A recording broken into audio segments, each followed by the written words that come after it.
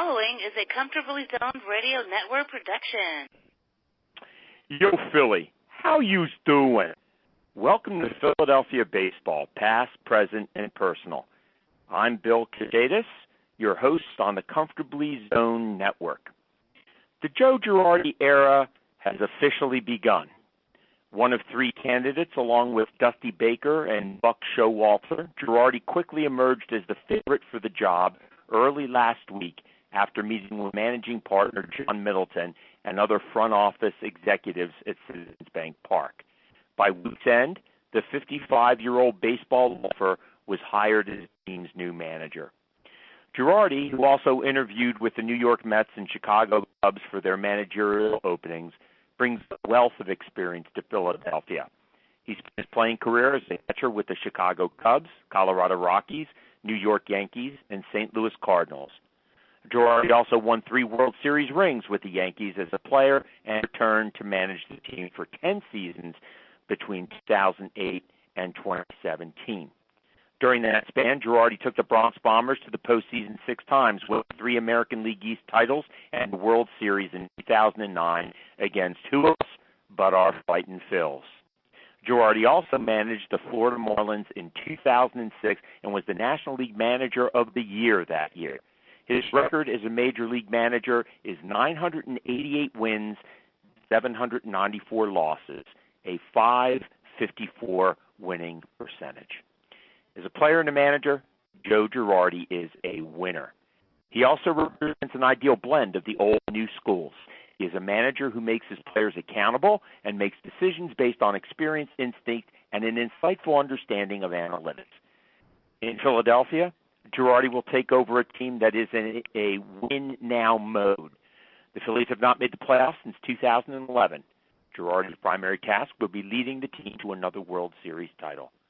On this podcast, we will look at Joe Girardi's career with the Yankees and discuss what we can expect from him as a manager of the Phils. My guest is Peter Golenbock, a New York native and one of the nation's leading sports authors. Since 1975, Peter has written some of the most important books on New York baseball, including such New York Times bestsellers as Dynasty, the New York Yankees 1949 to 1964, The Bronx Zoo, and Number One, a biography of Billy Martin. Welcome to the podcast, Peter. It's great to have you with us.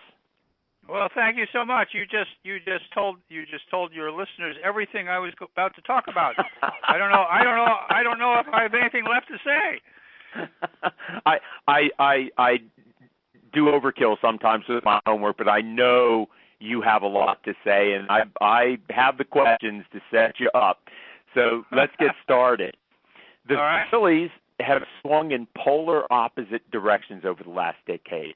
And what I mean by that is before 2015, they were pretty much an organization that based their decisions on traditional evaluation, baseball instinct, and experience. But since hiring Andy MacPhail as their president and then general manager Matt Klentak as to the front office, the Phillies have placed a much greater emphasis on the new metrics and the hitting revolution that's gripped baseball. Clearly, the new approach has not been successful, as Gabe Kapler's 2 years as manager has proven. What do you think, Peter? Is Girardi the right man to lead the Phillies to another World Series title in this new era of sabermetric baseball? Well, I think if you look at the people who were available as manager, I think Girardi is the best of all the choices. I think he's just a tremendous manager. He has a tremendous ability to get along with his players and get them to play to the best of their ability. My question really has more to do with the Philadelphia Phillies front office than it has to do with Girardi. I mean, the question is, okay, they haven't gotten to the playoffs since, 2011? Correct. So the question becomes, I mean, you can't. I've always believed that the success of these baseball teams, football teams, basketball teams, really, it begins with ownership. It starts with him. So the question, first of all, that I have for you is, what's your opinion of the guy who owns the Phillies? That's an excellent question. It was really where I was going with this too. John Middleton is the managing partner of the organization, and very clearly he is putting his stamp on this team. Earlier in the season, he had basically John Maley, the hitting coach, fired, and he replaced him with the former manager, Charlie Manuel. Kind of a George Steinbrenner-like move. And it's also very clear that Middleton is behind this hiring of Joe Girardi, because Phil and Klentak came through the Baltimore organization, and word had it that they both wanted Buck Showalter, who I think would have been a disaster because he doesn't know analytics. But to turn the question back to you, yep. As we both know, in New York, Joe Girardi reported to a very experienced general manager, Brian Cashman, who'd already built a World Series dynasty with the Yankees. No question. But in Philly, he's working with a young, inexperienced general manager. And Middleton is clearly going to be involved in this. Peter, who do you think's really going to be calling the shots here? Joe Girardi or Matt Klentak? Well, I mean, it's always the guy who owns the joint. It's neither of them. It's your guy Middleton. Now, if your Middleton is like Steinbrenner became wealthy because he inherited a shipping company that his father had put together. All right? Mm-hmm. Steinbrenner really, more than anything else, wanted to be a football coach. That's what he wanted to be. Right. And he ended up owning the Yankees because the Cleveland Indian ownership refused to sell him the team. So he ended up with the Yankees. But truly, he didn't know a thing about baseball. He really didn't.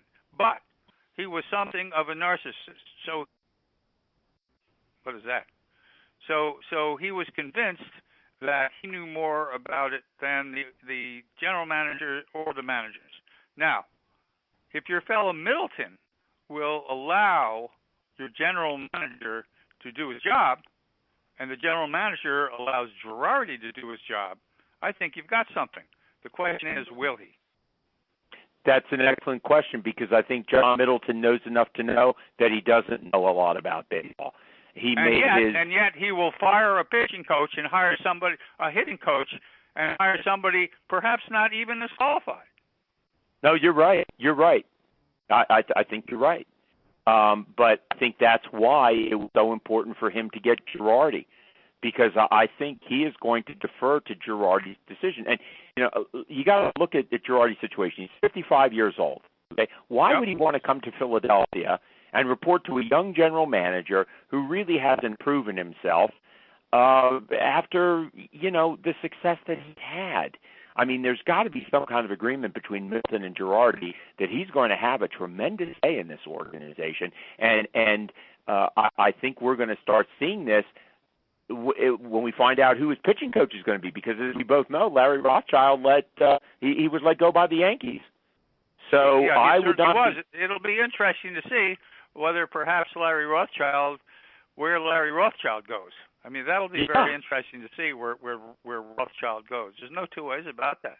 Yeah. Your point is well taken now, because I think Middleton, although he is not as flamboyant as Steinbrenner was, there's some of the same qualities.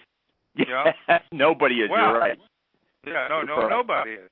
But I mean, if he's one of these narcissistic characters who believes that he knows more than his general manager and his manager because somehow he had made billions of dollars in some other business, it's not going to matter who the Phillies hire as your manager. It's not going to matter at all, because he's going to continually cause a great deal of stress on your manager and your players. Mm-hmm. And it's interesting because you got a pretty damn good team. Yeah, except the pitching staff. You're absolutely right. Well, but you've got a lot of interesting free agents rolling around. It would not surprise me at all to see Garrett Cole end up with the Phillies. He would be the perfect spot for Garrett Cole to show up. And let me tell you, the Phillies have the money to do it. That's why I'd love to find out what they're going to pay Girardi. I'd love to find out. Mm-hmm. But Peter, let's just look at Girardi now that we have him. because I think all those issues that you mentioned are very not only insightful but appropriate to the situation in Philadelphia right now. But let's look at Girardi. Girardi had a 1-year tenure with the Florida Marlins. Well, you know what happened there.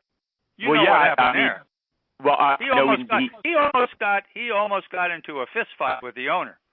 It's not a good idea to get in a fist fight with the owner, because chances are one of you is going to go, and chances are it's not going to be the owner. Mm-hmm. Mm-hmm. And Jeffrey Luria, who could very well be the worst owner of a sports team in the history of American sports, I certainly would not blame that on Girardi. I would not. Okay. Girardi that's where I was going. Jeffrey Luria is a lunatic. I mean, trust Girardi. Don't trust Luria. Believe me. And in fact, if you remember, Joe Girardi that year was voted the manager of the year. That's right. For taking that Miami Marlin team, the Florida Marlin team, where he took them. With a $20 million payroll, the lowest in baseball, too. Oh, they won 78 games somehow with not very much. You're right. Okay, so then let's look at Girardi and his time with the Yankees. He's a very intense personality, and yes, he brought discipline and structure to the Yankees, but his intensity really began to wear on the players near the end of his tenure in New York. Now, so after 9 years managing the Phillies, you can let him go. Well, that's what I'm wondering. I mean, the current Phillies roster desperately needs discipline and structure. After 2 seasons of Gabe Kumbaya Kapler's player-friendly approach, but will Girardi's intensity be too much too soon for some of these guys? No way. Do you think? No way. And on some level, it's really unfair to blame Gabe Kapler. It really is on some level unfair to blame Gabe, because the way he's managing is the way Kevin Cash manages here in Tampa Bay. I live in St. Petersburg, so I'm very, very familiar with the way Kevin Cash manages the Tampa Bay Rays, and he may end up being the American League Manager of the Year for all I know. I mean, the Sporting News voted him that. And that's the kind of manager he was, just the same way Gabe Kapler was. You pat everybody in the back, and you tell them how terrific they are, and you babysit them. That's the new baseball way of doing things. I mean, okay, Peter, I want to ask you then. Yep. I want to ask you. Yeah. I have my own ideas about this, but why didn't Kapler's approach work in Philadelphia? Didn't have enough pitching. Right. Simple as that. You didn't have enough talent. Right. You didn't have enough talent. And do you think it had anything to do with the demanding fan base that really wanted him out at the end of last year, and Middleton capitulated to the fan base? The fan base in Philadelphia is brutal. You're right. It's absolutely brutal. You're right. It's more brutal. It's more brutal than the Boston Red Sox fan base. It's more brutal than the New York Yankee fan base, which is fairly brutal. Sometimes it's even unfair. But Gabe Kapler sort of, I do believe, gave the Philly fans kind of the wrong image. The Philly fans didn't want the Kumbaya guy. The Philly fans wanted Billy Martin. Philly fans wanted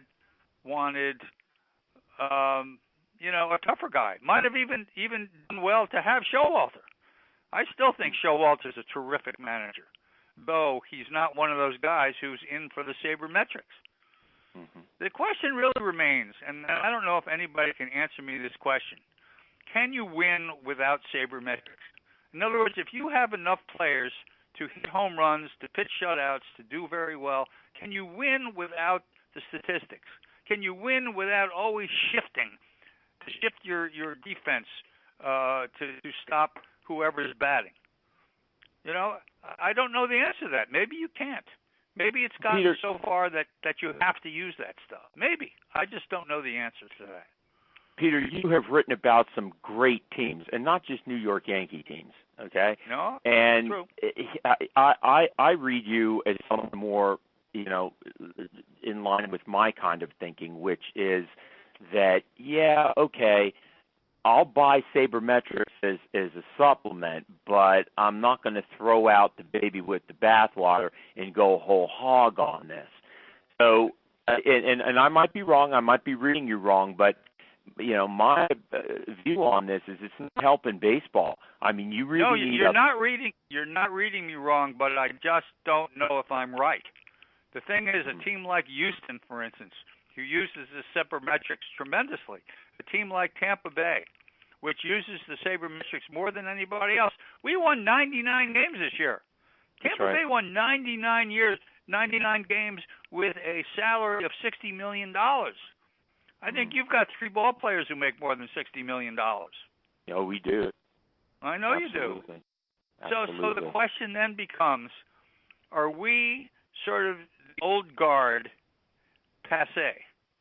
That's really the question. Girardi has shown that he's more than willing to use this stuff. He's certainly not against it. And I think the combination of his leadership, because that's what it is, leadership, and his intelligence and his baseball smarts, he's a very, very good manager. I mean, you just need to look at his record. Let's see, with the Yankees, he 89 wins, 103 wins, 95, 97, 95, 85, 84, 87, 84, 91. And he was fired at the end of the 2017 season because he lost Game 7 of the American League Championship Series. If they had won Game 7 of the AL Championship Series, chances are he'd still be there. Okay. All right, then let's approach this from a slightly different angle. Girardi had some sensitive egos to deal with when he was in New York. At the top of the list was A-Rod, okay? And Girardi was introduced as the Phillies manager at a press conference earlier this week. He insisted that there would be very simple rules. Show up on time, be prepared, work hard. My assumption is that those were the very same kinds of simple rules he had with the Yankees. And yet he still had problems with these egos like A-Rod. Can this guy assert his authority over a highly paid roster of stars? Well, I mean, it's funny because I happen to be A-Rod's biggest fan.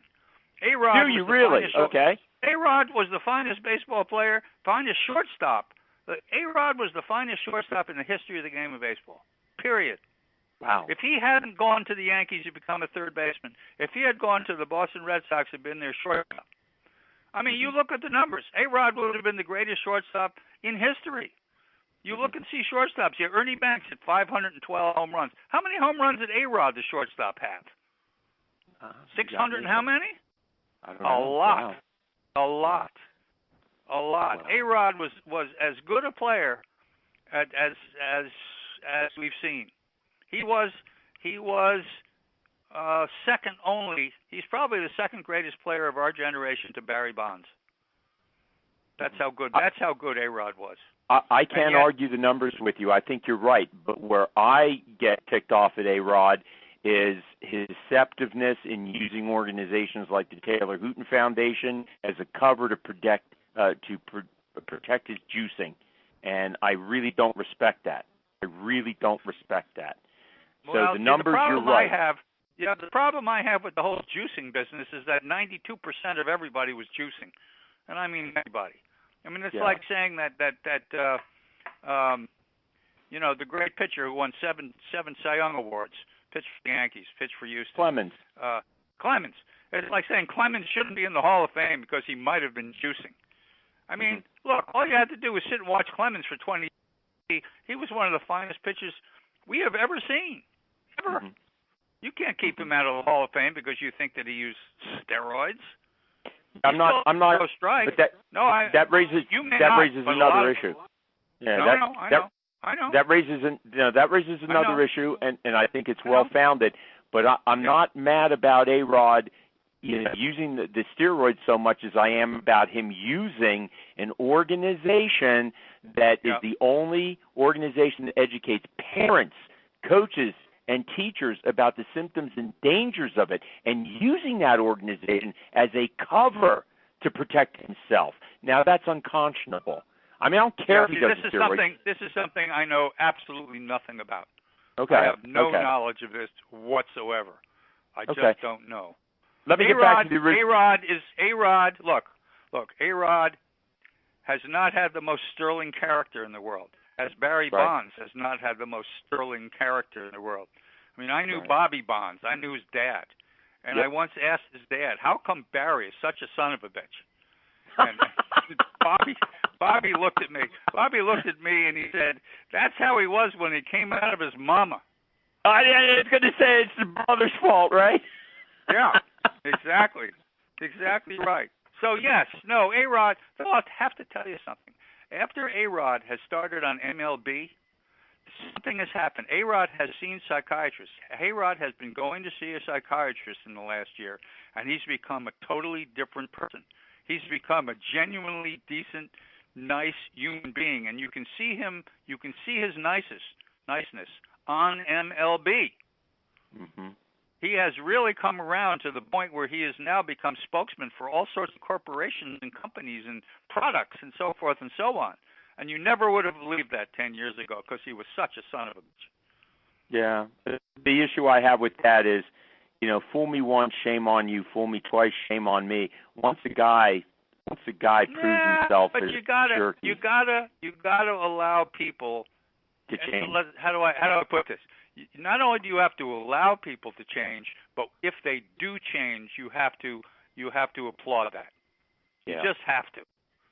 And I must say, A-Rod has really he's not the same person he was. He's just not. And he talks about it. He's been a psychiatrist. He realized what a selfish, narcissistic person he was. Maybe it's because of his relationship with J-Lo, for all I know. It could be. Could be. But he has become a really decent sort, and it's really fun to see. Well, let's getting back to Girardi here. How will he cope with fragile egos on the Phillies team, like starting pitcher Jake Arrieta, who often voices his opinions whether they're solicited or not, and shortstop like Gene Segura, who doesn't always hustle on the base path? I mean, what can the Phillies expect from Girardi with guys like this? My guess is that Girardi will ignore the former and punish the latter. Right. Because not hustling on the base paths it's a crime in Little League. Yep. That's not just something that's bad in the majors. I don't care where you are. Mm-hmm. I mean, we play softball. That's a crime in softball, for crying out loud. I mean, you got to hustle, and Girardi will make them do that. Girardi will make them play the game the way the game is supposed to be played. And you know who's going to benefit the most from that? Your boy Harper. Your boy Harper's going to benefit this tremendously. What did he have last year? 114 RBIs. He should have 140 RBIs. And I'm glad you said that. I'm glad you said that. You want to know something I've been saying even when they were thinking about Harper? I've been saying that kid is still young. He needs mentorship, and he needs people to make sure that the other players are accountable around him, because we were putting too much on his shoulders to turn things. I'm glad you said that. He could be a better player than what he is. He could be. And we should not be satisfied with what he did this year. I mean, I was looking at the numbers for your outfielders. Scott, your center fielder, Scott Ringree's 55 RBIs. Your left fielder, McCutchen, who came from the Pirates, he had 29 RBIs. McCutchen's a potential, all-star and MVP if you treat him right and make him happy. Right. Remember, though, Peter, those are abbreviated seasons because McCutchen only played through the spring. He got hurt. We had Herrera, what's his name? Odubel Herrera, who beat up his girlfriend, so he played the spring, and Kingery was sometime in the center field. We got this guy, Adam Hazley, who they brought up, who I think is going to be the future center fielder. But I get your point. I get your point. That outfield should be really validating. You still have Jay Bruce. You still have Bruce, I think. Yeah, we do. He's pretty darn good. I don't know who any of your infielders are. Reese Hoskins, Cesar Hernandez, Segura's very good. And Franco, I don't know at all. He's out of Philadelphia. They're going to send him out. Out. Your catcher is terrific, I think. Real Muto. I think that's in baseball.